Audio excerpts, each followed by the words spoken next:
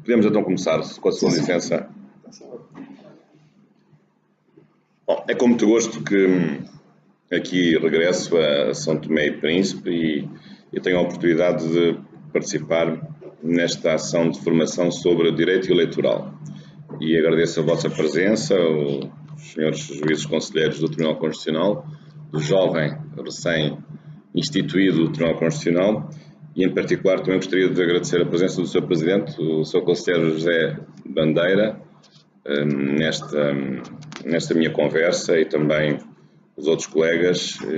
Já agora fica aqui um público agradecimento também ao PNUD, na pessoa da doutora Sabina Ramos, por esta oportunidade também de aqui regressar a esta bela terra. A minha ideia nestes minutos é falar um pouco sobre direito eleitoral, e vou seguir este PowerPoint abordando três tópicos fundamentais. Em primeiro lugar, aspectos gerais sobre o direito eleitoral, aquilo a que se pode chamar a teoria do direito eleitoral. Depois, falar um pouco sobre as regras que disciplinam o funcionamento da democracia eleitoral. E, em terceiro lugar, mais especificamente, e é aquilo que mais preocupa os juízes eleitorais, assuntos de contencioso eleitoral, ou seja, quando há litígios, conflitos, controvérsias em relação à aplicação das regras eleitorais. Portanto, são estes os três temas que vou desenvolver dentro de um tema geral relacionado com o direito eleitoral ou com a democracia eleitoral. Primeiro bloco temático, a teoria do direito eleitoral. Não vou propriamente dar-vos grandes novidades, mas já agora enquadrar de uma forma global a razão de ser de um ato eleitoral e como é que hoje nós encaramos um ato eleitoral, que é verdadeiramente um ato sagrado em democracia em qualquer Estado avançado. Mas, na verdade, as eleições não são muito antigas.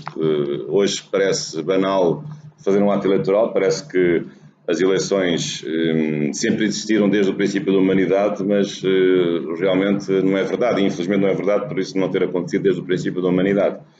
Mas o ato eleitoral insere-se num contexto e num ambiente jurídico-político próprio, que é o ambiente do Estado Constitucional, que corresponde a um aperfeiçoamento da organização política estadual, que foi sobretudo marcada pela idade contemporânea. A partir do século XVIII, graças a vários movimentos políticos, jurídicos e filosóficos e sociais, passámos a viver um tempo de Estado Constitucional, ao qual corresponde na periodificação da história universal a idade contemporânea, onde estamos a viver nestes 200 anos e tal, desde os fins do século XVIII.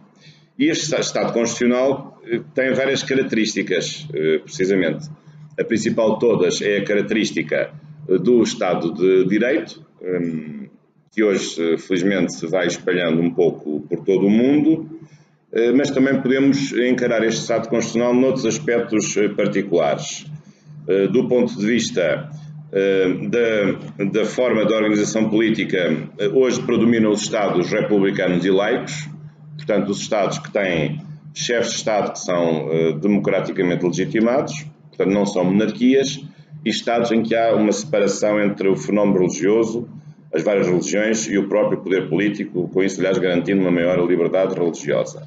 Depois, no que respeita ao regime político, evidentemente que um Estado Constitucional tende a ser cada vez mais um regime democrático, embora nestes últimos 2 séculos tivesse havido, infelizmente, períodos, às vezes longos, de ditaduras, mas hoje também tem vindo a difundir-se um regime democrático.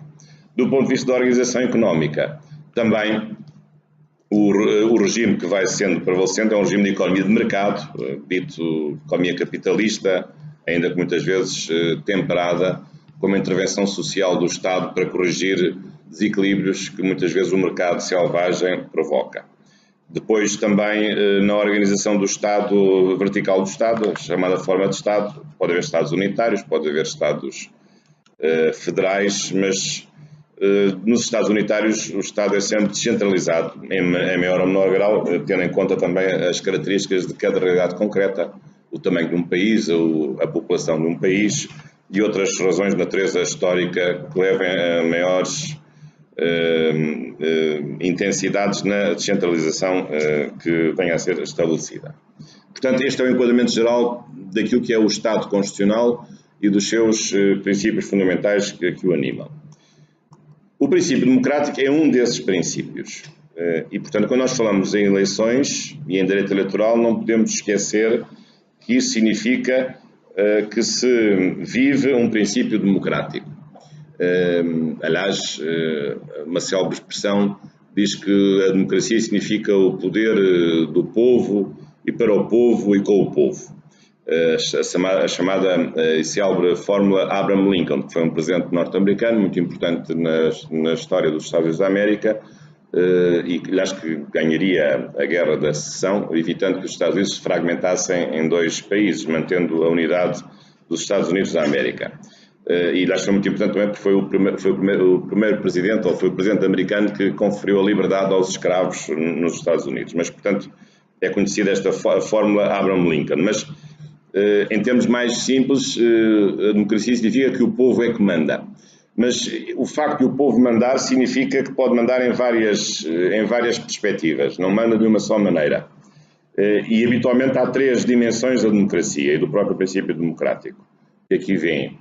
A mais tradicional e a mais antiga é a democracia representativa, e é aí que faz sentido falar em eleição. A democracia representativa significa que o povo escolhe os seus representantes e que neles delega, durante o período do mandato eleitoral, a tomada da decisão para a satisfação do interesse público e, portanto, nesse período, o povo que os escolheu aguarda as decisões dos chamados governantes, portanto, os representantes ou os eleitos são os governantes, é a chamada democracia representativa, mas nos últimos tempos tem vindo a acentuar-se também outras dimensões da democracia. Uma delas é a democracia referendária, que se traduz na prática de um referendo, que o referendo não é uma eleição, é parecido, mas não é a mesma coisa. O referendo é votar respondendo a perguntas ou votar em perguntas, e a eleição é votar em pessoas, embora hoje as eleições não sejam só uma escolha de pessoas, mas também implicam uma escolha de programas e de ideias. Mas, na verdade, a eleição é diferente tecnicamente daquilo que é o referendo, e o referendo significa responder a perguntas que são colocadas diretamente ao próprio povo e que o povo vai decidir. E, finalmente, também a democracia participativa, que significa a possibilidade que se dá de os cidadãos, no intervalo entre as eleições ou entre referendos, poderem exprimir a sua opinião sobre os assuntos da política. E isso através do exercício de vários direitos de intervenção política. Podem ser direitos de reunião, de manifestação, de associação, de protesto, de criação de partidos, criação de associações, as mais variedíssimas formas. E estas três dimensões estão previstas na Constituição de São Tomé e Príncipe.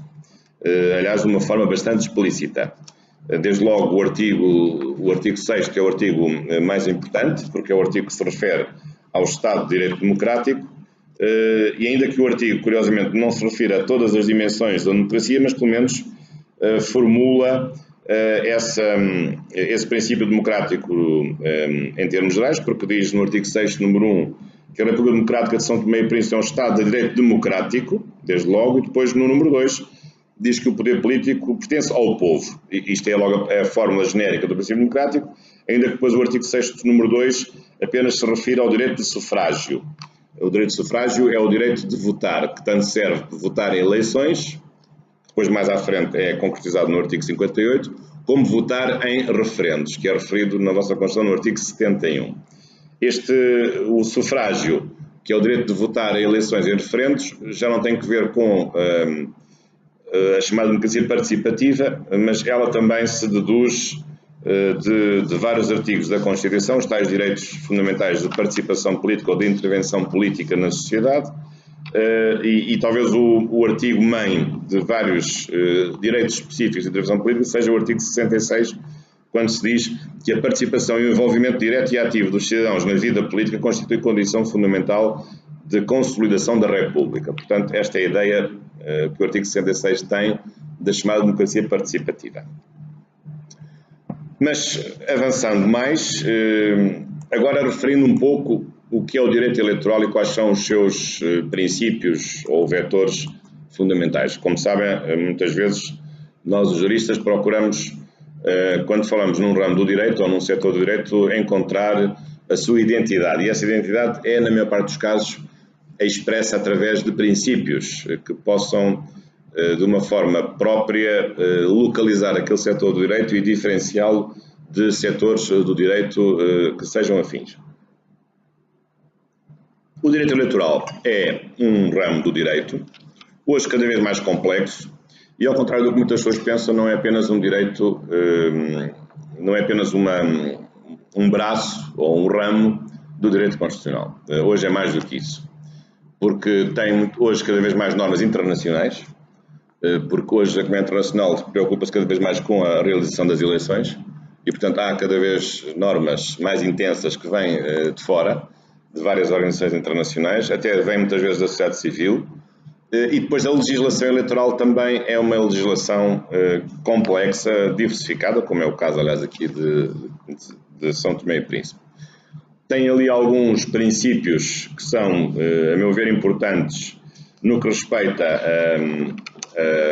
à identificação deste ramo do direito, do tal direito eleitoral, e, portanto, são princípios aqui muito presentes e que às vezes se diferenciam de outras realidades do direito constitucional ou de direitos fundamentais ou de outros ramos parecidos.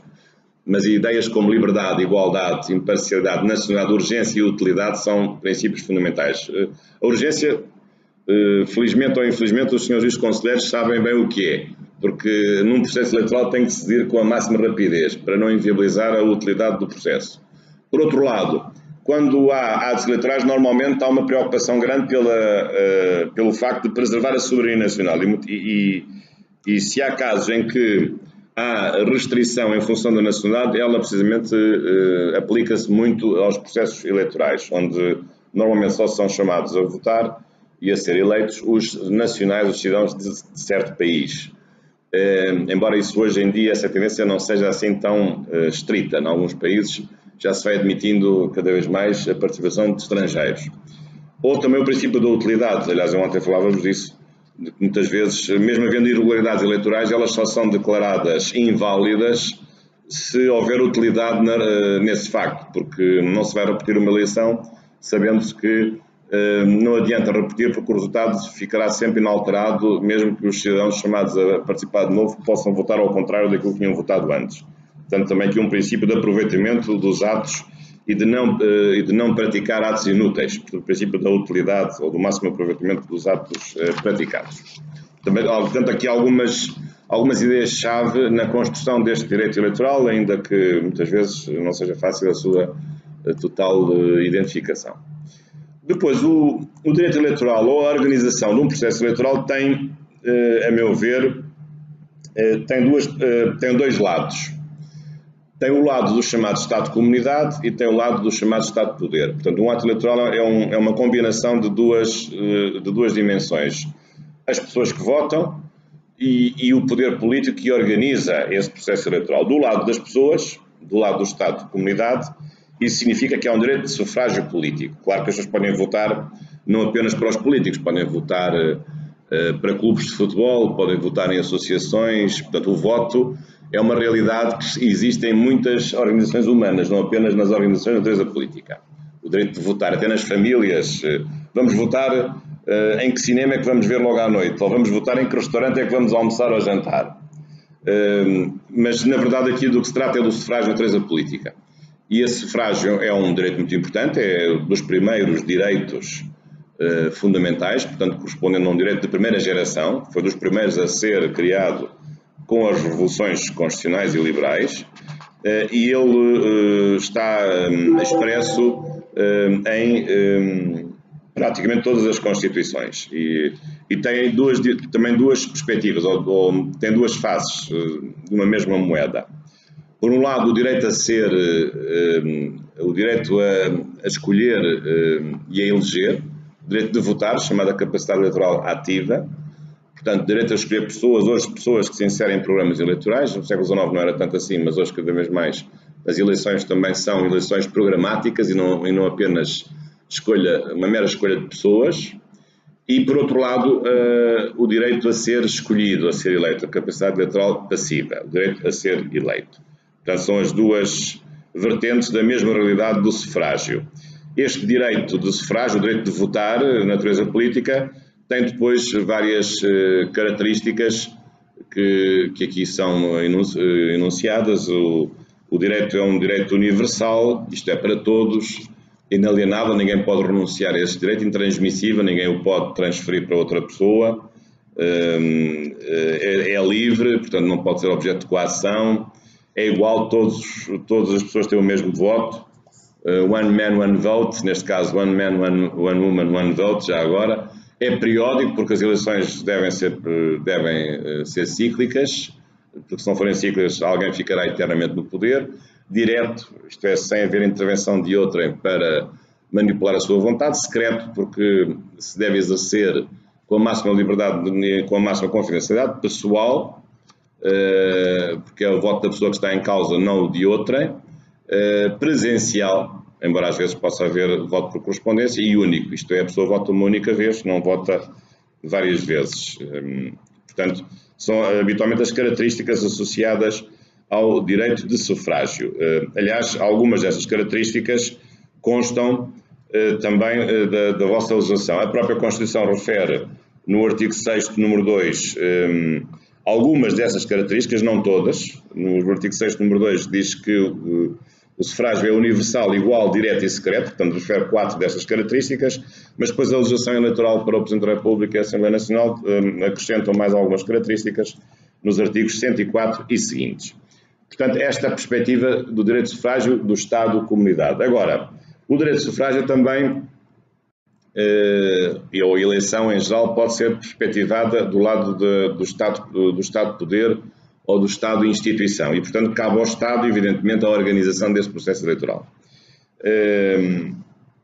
Deste ponto de vista, são importantes as leis eleitorais, que vão disciplinar os vários passos de um processo, de um procedimento que é complexo, que é o procedimento do sufrágio, e isso muitas vezes implica não só uma pluralidade de leis, como também uma pluralidade de agentes que se vão apresentar quer no momento da organização do ato eleitoral. O ato eleitoral corresponderá a uma dimensão administrativa, a chamada administração eleitoral, e todos aqueles que intervêm a vários títulos no chamado procedimento ou processo eleitoral, e por outro lado também há um momento de fiscalização desse procedimento eleitoral, um controle desse procedimento eleitoral. Portanto, uma coisa é a realização do ato eleitoral, a sua organização, outra coisa é saber se as coisas foram bem feitas e, portanto, procurar fiscalizar esse mesmo ato eleitoral. As coisas variam de país em país. No âmbito da lusofonia, o Brasil tem um sistema próprio, diferente do sistema que vigora em Portugal e nos países africanos de língua portuguesa, em particular diferente do que vigora aqui em São Tomé e Príncipe, porque no Brasil há uma justiça eleitoral que intervém nas duas fases, quer na fase administrativa, quer na fase judicial. Nos nossos países, excluindo o Brasil, nossos lusófonos, Portugal e os países africanos, há a tradição de haver uma separação entre uma fase administrativa, que é desenvolvida pelo Governo e por autoridades administrativas independentes, as comissões eleitorais, e depois uma fase verdadeiramente judicial, separada desta, que é desenvolvida pelos tribunais, ou tribunais específicos, como é o caso em São Tomé, Tribunal Constitucional, e em várias instâncias, conforme depois a natureza e a dimensão do ato eleitoral em causa. Portanto, isto é um enquadramento sobre aspectos gerais do direito eleitoral. Agora, o segundo tópico que eu vos queria falar é sobre democracia eleitoral. Precisamente saber como é que esta democracia representativa se desenvolve e quais os conceitos fundamentais que com ela estão implicados. Dois conceitos muito importantes, ou talvez três. A democracia representativa significa que há uma soberania popular, ou é a expressão lídima da soberania popular, Se o povo manda alguma coisa, ou manda minimamente, isso significa que manda através da escolha dos governantes, dos seus representantes que vão governar e em quem delega esse poder. Depois, a ideia da eleição, que é uma ideia muito importante, hoje relativamente óbvia, mas que é bom sempre recordar. A eleição é uma escolha, mas é uma escolha que pressupõe uma confiança, uma relação de confiança. Eu, quando escolho alguém para tratar dos meus assuntos, eu tenho que confiar nessa pessoa. Não vou escolher o meu inimigo para tratar dos meus assuntos, porque senão os meus assuntos não ficarão bem tratados, mas muito mal tratados. E, portanto, na eleição, os eleitores vão escolher aqueles que consideram ser confiáveis, gente capaz, de confiança, honesta, séria, trabalhadora, que podem tomar boas decisões em proveito de todos e em benefício da comunidade. E, portanto, a eleição significa uma relação de confiança entre eleitos e eleitores. E quando a pessoa que foi escolhida, o eleito, foi escolhido, isso significa que ele, a partir desse momento, está investido num feixe de direitos e deveres, e isso chama-se, em direito eleitoral, um mandato eleitoral. Tem um mandato, o mandato, que é uma expressão, aliás, que vem do direito civil, porque no direito civil há o contrato de mandato, mas aqui tem um significado um pouco diferente, mas é daí que vem a expressão. Mandato significa uma incumbência, uma tarefa, uma missão.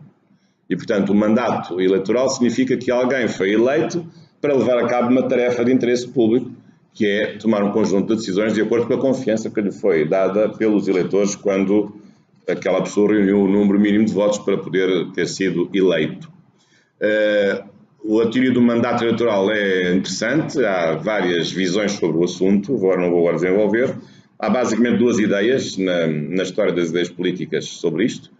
A ideia do mandato imperativo, que foi uma ideia que se ficou muito a dever a Jean-Jacques Rousseau, e a ideia do mandato representativo, que ficou muito contextualizado também nos tempos liberais, numa outra perspectiva diferente. O mandato imperativo significa que o representante é, digamos, um escravo, entre aspas, do povo que o elegeu e, portanto, tem pouca autonomia decisória e até pode ser destituído se portar mal.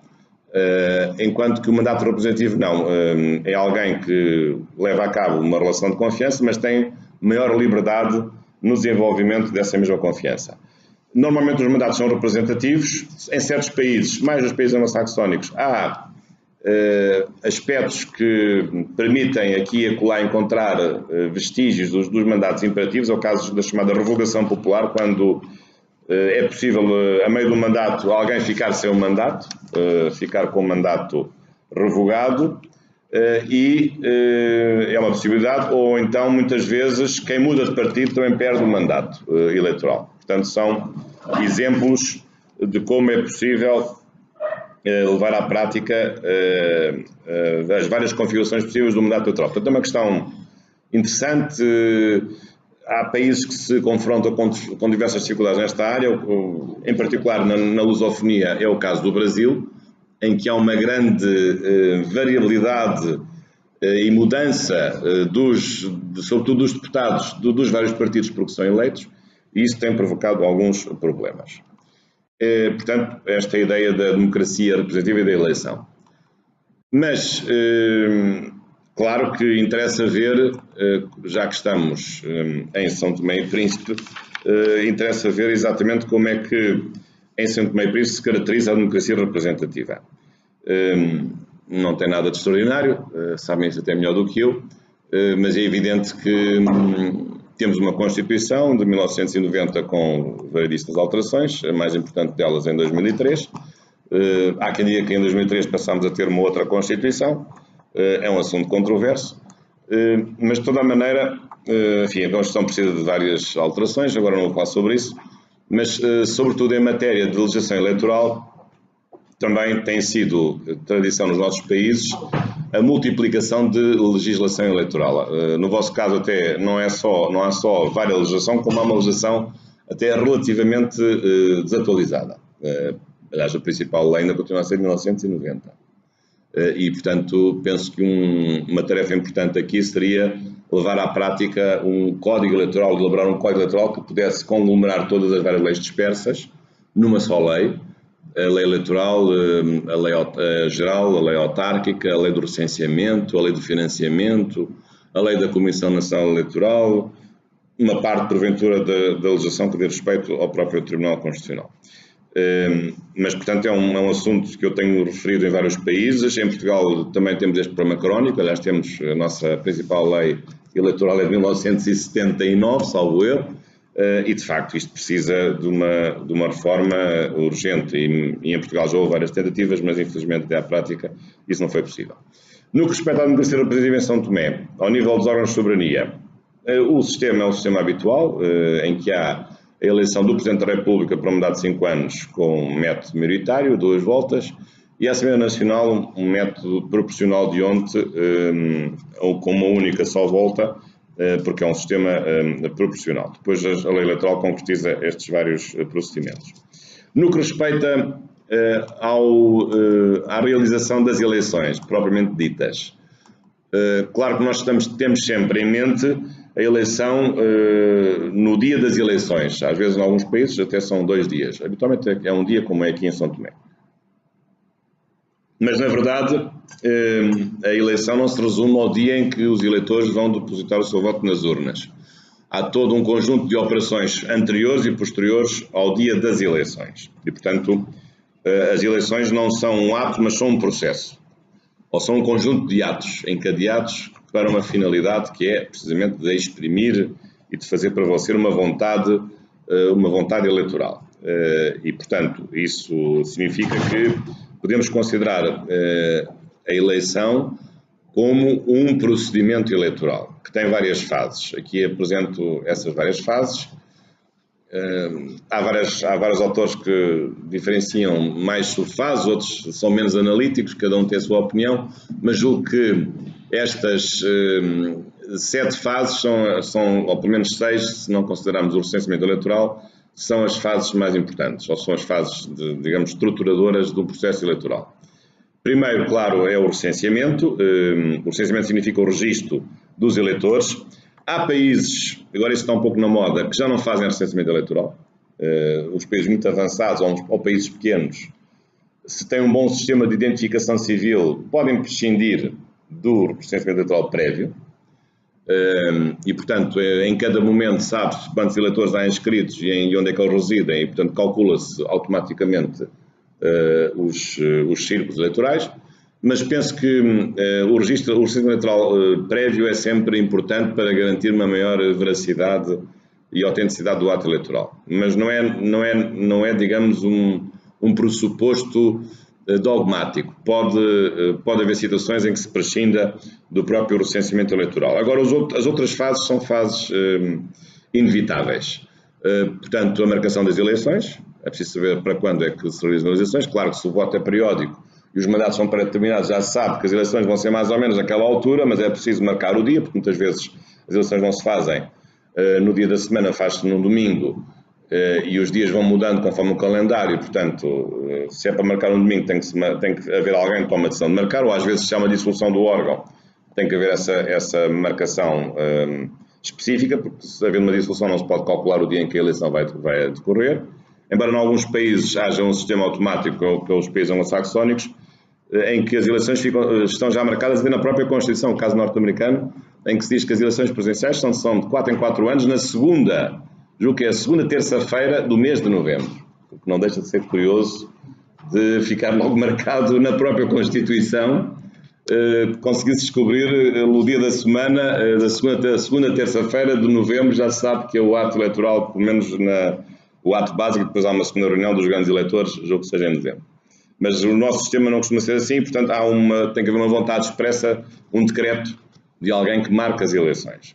Depois temos a fase da campanha ou propaganda, há a legislação que diferencia propaganda e campanha, ou pré-campanha, campanha, mas são o momento em que antes disso, aliás, a apresentação das candidaturas, marcações e depois a apresentação das candidaturas. Mas é preciso saber quem é que se apresenta às eleições, saber se as candidaturas são válidas ou não, e depois sim é que vem então a campanha. Tinha saltado aqui uma fase. Portanto, recenseamento, marcação de eleições, a apresentação das candidaturas, propaganda eleitoral, campanha eleitoral, depois a votação propriamente dita, em que se organizam assembleias de voto para que os cidadãos saibam onde depositar o seu voto, com garantias de confidencialidade e de seriedade. É aqui que muitas vezes acontecem as fraudes, quando às vezes as urnas de voto já têm votos lá metidos antes do ato eleitoral começar, ou durante o decurso do ato eleitoral alguém agarra numa resma de votos e mete lá dentro. Portanto, casos de fraude, chamadas chapeladas eleitorais, são mais do que muitos. Todos nós temos essa ideia, quer por experiência própria de termos visto outros a fazer, não que nós tivéssemos feito, ou dos filmes, ou de livros, ou de episódios que nos contaram nas nossas vidas. E, portanto, a votação eleitoral é normalmente um momento que sobressai, que é um momento único, de um dia ou 2 dias, em que há uma expressão da vontade eleitoral. Depois, a seguir, temos o chamado apuramento, que é uma operação de contagem dos votos, em que pode haver também, às vezes, algumas dificuldades. Votos expressos numa certa candidatura, votos nulos, votos em branco, em que não se diz nada, o voto nulo é um voto que não é válido, e também o nenhum voto é as pessoas não aparecerem na Assembleia de Voto e, portanto, não votarem, isso chama-se abstenção. E, finalmente, o contencioso eleitoral, que significa como lidar com controvérsias sobre a forma como decorreu o ato eleitoral e, portanto, saber se correu bem, se correu mal, se houve fraudes, se não houve, se as coisas foram certas ou foram erradas. Outro tema também muito importante na democracia eleitoral é a questão que tem que ver com os sistemas eleitorais. O sistema eleitoral não tem a ver com as várias fases, mas tem a ver com o problema de como se faz a conversão dos votos em mandatos. Há duas grandes famílias de sistemas eleitorais, os sistemas maioritários e os sistemas proporcionais. Pode haver depois sistemas mistos. O sistema maioritário significa que quem tem mais votos fica com os mandatos todos, ou fica com o maior número de mandatos. Os sistemas proporcionais significam que o número de mandatos é proporcional ao número de votos. Portanto, quem tem 20% de votos tem 20% de mandatos, quem tem 60% dos votos tem 60% de mandatos. Isso às vezes não é assim tão líquido, porque pode haver sistemas de correção e muitas vezes pode haver a combinação de sistemas maioritários e sistemas proporcionais.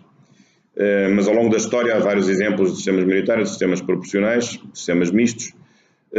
Nós aqui no nosso constitucionalismo lusófono temos aqui realmente uma imagem de marca a este respeito, que tem que ver com o facto de adotarmos o sistema de Hont, embora Hont não tivesse sido um senhor português, foi um senhor belga do século XIX, Vítor de Hont, que inventou este sistema, que é um sistema bastante apropriado, e portanto que se aplica, é uma variação do sistema proporcional de Hont que se aplica nas eleições de natureza parlamentar. Nas eleições presidenciais aí não é possível, porque é uma só pessoa a ser eleita, não há proporcionalidade que pudesse valer, não se vai eleger um braço de um partido e uma perna do presidente de outro partido e a cabeça de outro partido. Isso não é possível. Portanto, aí não pode funcionar o sistema proporcional, mas só tem que ser o sistema necessariamente maioritário, embora sempre a 2 voltas que dá maiores garantias de uma maior, digamos, base de apoio do próprio presidente eleito. Ainda outro tema que é complexo, sobre o qual agora não vou, depois na discussão podemos falar, mas não vou agora aprofundar, é o problema do financiamento e da observação dos atos eleitorais. O financiamento é um assunto complexo. Hoje, um tema que tem provocado muito desgaste na opinião pública, porque a opinião pública cada vez tem mais hostilidade aos partidos e, portanto, não quer que os partidos sejam financiados ou não quer que o dinheiro dos seus impostos vá ser gasto nas atividades partidárias ou nas atos de campanha, mas, na verdade, o financiamento é necessário até como garantia da própria verdade eleitoral, porque é muito fácil que certos grupos económicos com mais dinheiro paguem a campanha de um só partido, coloquem esse partido em vantagem porque tem muito mais meios eleitorais e de propaganda do que os outros e, portanto, de uma forma indireta distorçam a verdade eleitoral porque os cidadãos são mais convencidos com mais ações de campanha do que os outros partidos que podem ter boas ideias, mas se não têm dinheiro para a sua campanha podem não ter a possibilidade de fazer chegar tão longe a sua voz junto dos eleitores. E, portanto, é preciso muito cuidado com o financiamento. Acho que o Estado deve sempre garantir um financiamento público, parcialmente público, e o financiamento privado também deve existir, porque faz parte da liberdade humana, mas deve ser um financiamento não anónimo, mas conhecido, e evitar também os financiamentos estrangeiros, porque muitas vezes podem pôr em causa a soberania nacional. A observação eleitoral é importante, sobretudo se há dúvidas sobre a verdade eleitoral, e muitas vezes, e já que estamos aqui no edifício das Nações Unidas, ora, aqui está uma missão que muitas vezes é bem desenvolvida pelas Nações Unidas e de fiscalização e de observação eleitoral. Não apenas as Nações Unidas, há muitas organizações internacionais que têm feito, outros países amigos também muitas vezes enviam observadores. Eu já agora no ano passado estive como observador internacional nas eleições gerais angolanas, em agosto de 2017, e vi por lá muitos observadores de muitas instituições, das Nações Unidas, do Parlamento Europeu, da União Europeia. Eu fui através da Ordem dos Advogados de Portugal, de várias instituições, portanto, que podem ajudar na observação eleitoral. Chegando à terceira e última parte da minha intervenção, gostaria de vos falar um pouco sobre o contencioso eleitoral, até porque os ilustres juízes conselheiros lidam com estas matérias como ninguém. O contencioso, o que é? O contencioso significa que há litígios, controvérsias sobre aquilo que aconteceu no procedimento eleitoral, que aconteceu antes das eleições terem lugar, durante e depois. Portanto, pode haver controvérsia nas várias fases, nas três fases, no antes, no durante e no depois das eleições. Isso é normal, é frequente, tem que lidar com isso com naturalidade. Mas há aqui um princípio muito importante, é que os atos eleitorais são sempre suscetíveis de controle. Não há atos que sejam incontroláveis e, portanto, quem se porta mal, sejam entidades públicas ou privadas, tem que ser objeto de fiscalização.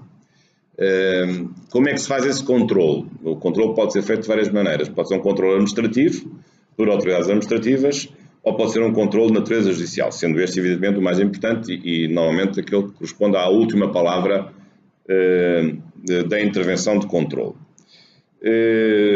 Também, por outro lado, é preciso dizer que quando as coisas correm mal, o que é que pode acontecer? O que é que se pode passar?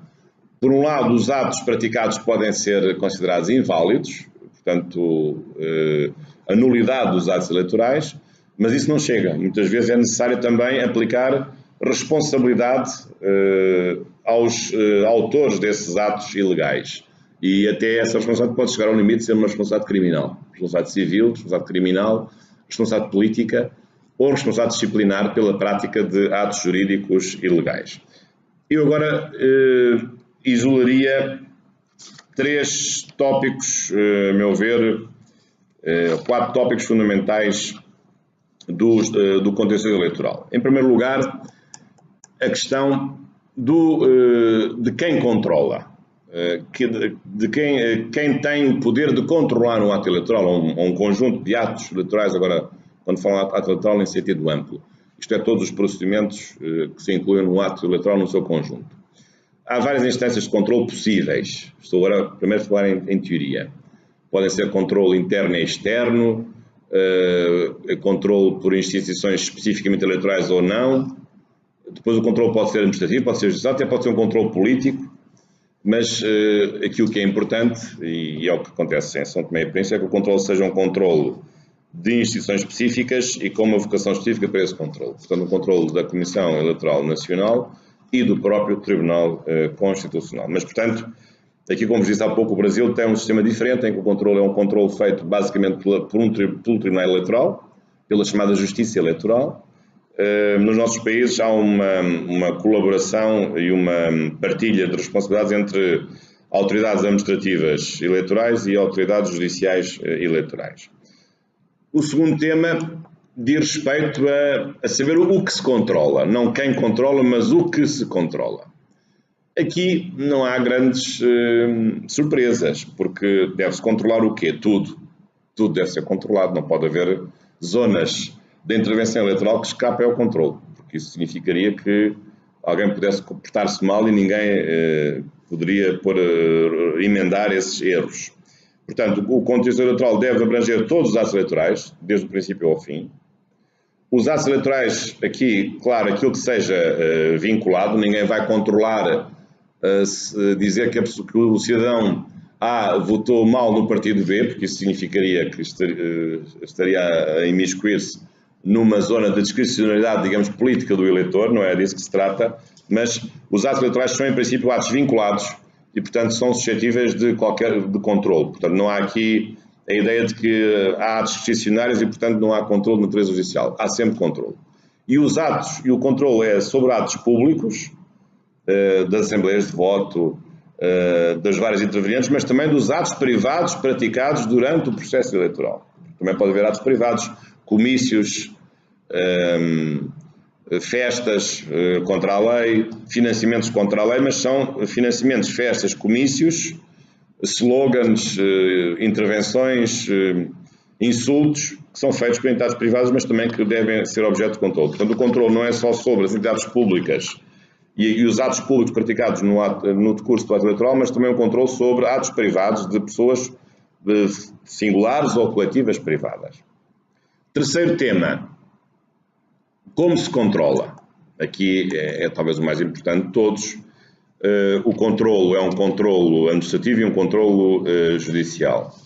A vossa legislação é importante aqui na lei nacional, nas legislações nacionais, o artigo 163 e o artigo 164. O artigo 163 estabelece um controlo de natureza administrativa para as assembleias de apuramento geral quando há um apuramento parcial e é muito importante que se verifiquem nos chamados recursos eleitorais certos pressupostos para a entidade competente, por quem tem legitimidade processual, que isso seja feito a tempestividade e que haja o caráter impugnável da própria irregularidade. E muitas vezes o que sucede é no decurso de um ato eleitoral, stricto ao sensu, isto é no dia das eleições, se há uma irregularidade e quem está presente na mesa não impugna, não protesta, ou não faz um contraprotesto, se discordar do protesto, depois, mais tarde, falta um pressuposto processual para esse recurso poder ser aceito.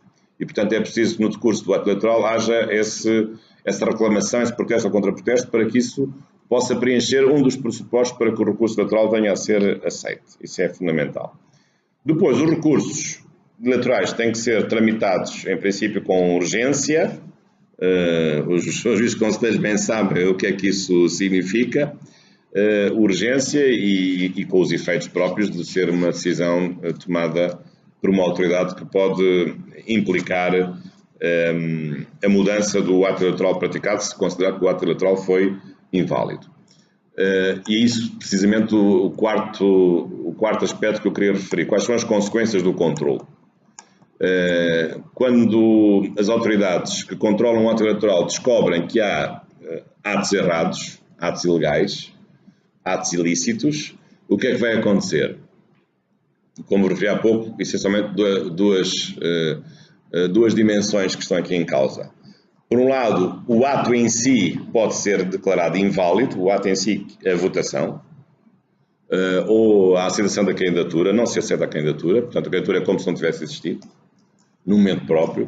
O voto foi praticado, então o voto é considerado nulo e o voto tem que ser repetido, se for o caso, ou uma nova recontagem. Portanto, se houver uma irregularidade. Mas isto está sempre submetido ao tal princípio que eu referi há pouco, um princípio do direito eleitoral, que está na vossa legislação, o artigo 165, que é o segundo o qual a invalidade só é declarada se a repetição do ato eleitoral trouxer uma potencial mudança do resultado eleitoral. Porque se no universo de 500 eleitores houver dois votos irregulares, mas o partido tiver ganho por muito mais do que 2 votos, sabe-se que mesmo que os 2 votos que tenham sido feitos sejam repetidos, que isso não significará uma mudança do resultado eleitoral. Portanto, imaginem várias assembleias de voto, cada assembleia de voto tem 500 eleitores, num universo de 5.000. Se os partidos ganharam com uma diferença mais de 500 votos, mesmo que se repitam as eleições num subcolégio eleitoral, isso nunca alterará o resultado no conjunto daquele colégio eleitoral mais amplo. E, portanto, este princípio é um princípio muito importante, que só há repetição de eleições, havendo irregularidades, quando elas sejam suscetíveis de alterar o resultado do colégio eleitoral respectivo. Isto é um princípio muito importante e que muitas vezes é mal compreendido e abre a opinião pública às vezes insurge contra os juízes eleitorais que a quem acusam de contradição, porque por um lado os juízes reconhecem que o ato é irregular, mas depois não mandam repetir as eleições. Mesmo tendo sido irregular, pode não servir de nada a repetir as eleições, porque elas nunca vão levar à mudança do resultado eleitoral naquele colégio eleitoral respectivo. E é isso que interessa, porque reparem, as eleições não são apenas para exprimir a vontade de uma pessoa ou a vontade de um conjunto de eleitores. É essa vontade, mas essa vontade num contexto próprio, que é o sistema eleitoral respectivo, que é transformar essa vontade em mandatos. Se essa vontade, mesmo tendo sido imperfeitamente expressa, em parte, sendo repetida, não levar à mudança do resultado obtido do ponto de vista da transformação dos mandatos escolhidos, não vale a pena entrarmos num perfeccionismo que seria repetir tudo à exaustão, porque se sabe que isso não vai adiantar nada, porque o eleito já está eleito, mesmo que numa Assembleia de Voto todos votassem ao contrário daquilo que tinham votado na eleição anterior. E, portanto, parte-se do pressuposto, pondo em causa, é verdade, é certo, alguma pureza dos princípios, mas que também não vale a pena praticar atos inúteis, e é verdade que isso satisfaria naquela Assembleia de Voto os cidadãos que tivessem sido objeto de irregularidades, mas também é verdade que isso nunca iria alterar o conjunto do resultado eleitoral e, portanto, a legislação prescinde dessa pureza em nome de um pragmatismo, no sentido disso não ser necessário para validar o resultado eleitoral naquele colégio eleitoral. Por outro lado, também pode haver vários tipos de responsabilidades. Disciplinar, se os funcionários eleitorais se portarem mal, portanto, se forem funcionários públicos, têm a sua própria responsabilidade disciplinar, evidentemente. Responsabilidade civil, se houver danos causados até, mas o mais importante, e às vezes não é compreendido pelos eleitores, ou pelos vários agentes eleitorais, são os crimes eleitorais. Há uma série de crimes eleitorais, aliás, muito mal estudados, mas as pessoas não têm noção de que se votarem 2 vezes, isso é um crime. A pessoa não tem noção de que se rasgar um cartaz é um crime. A pessoa não tem noção de que se candidatar várias vezes não podendo também é um crime. A pessoa não tem noção de que se coagir a pessoa a votar noutro partido que não querendo, isso é um crime. Portanto, há um conjunto, ou destruição de material eleitoral é um crime. Portanto, há um conjunto de incriminações que muitas vezes não penetram no consciente das pessoas e as pessoas têm tendência a não valorizar, mas hoje o direito eleitoral também se prevalece de uma dimensão punitiva muito importante, o direito eleitoral criminal, ou o direito criminal eleitoral, aliás, pouco estudado, como vos disse, mas que também precisaria de uma atenção importante e, sobretudo, que vem numa altura em que o calor das eleições já passou e ficamos com a consciência de que as eleições já aconteceram, não vale a pena estar a punir quem se portou mal, mas é necessário punir, porque o direito eleitoral criminal é muito importante para tornar o cidadão consciente dos seus direitos e dos seus deveres do ponto de vista da importância que se deve dar a um ato eleitoral, que é um ato sagrado em democracia e na qual nós todos vivemos e, portanto, julgo que é necessário frisar esse aspecto. Portanto, estas as minhas ideias, com base nestes 3 tópicos, teoria do direito eleitoral, a democracia eleitoral e o contencioso eleitoral, e agora estou à vossa disposição para as perguntas que me queiram fazer, e sendo certo que para mim foi um grande gosto aqui poder regressar, uma vez mais, a este belo país, aliás, que está, de todos os países do mundo, muito bem localizado, porque é o país que está mais próximo do centro do mundo, considerando o centro do mundo o Equador e o meridiano de Greenwich, e, portanto, estou muito bem também localizado na vossa companhia, porque estou o mais próximo possível do centro do mundo.